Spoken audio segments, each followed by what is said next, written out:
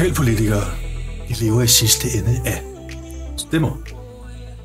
Og en sikker måde at få stemmer på, det er, når vælgerne har en relation til deres politikere. Vælgerne, de genkender i gennemsnit en af deres lokale politikere. Og langt de fleste stemmer personligt, for vi stemmer på mennesker. Derfor er en podcast et stærkt værktøj i valgkampen. I modsætning til avisannoncer, flyers, Instagram stories, arrangementer, møder osv. Der er en podcast, der hele tiden, den er der hele døgnet. Og så er det det med virkningen af en podcast.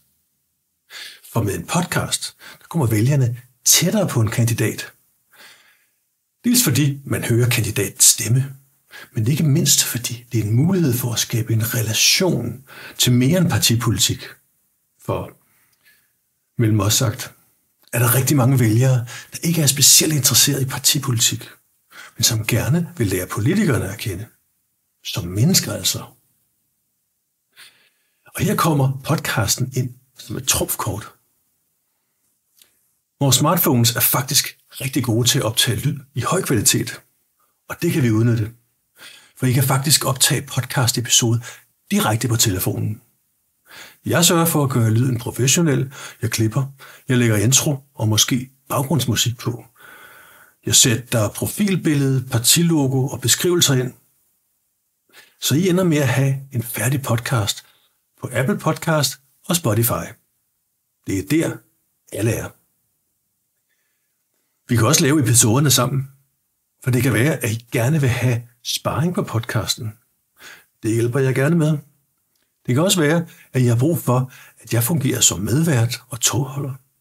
Det er rigtig nyttigt i de længere podcasts. Jeg har efterhånden lavet rigtig mange podcasts med gæster. Sidste år lavede jeg 10 podcasts med borgmester rundt om i landet. Dem skulle du overveje at høre nogle af.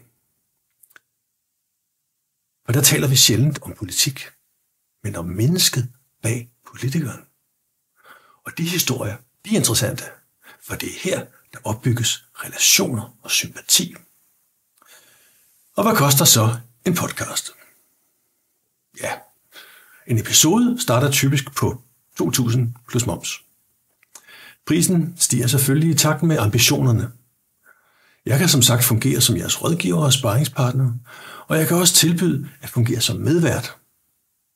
I får det, som I vil have det, og jeg kan guide jer det helt rigtige sted hen.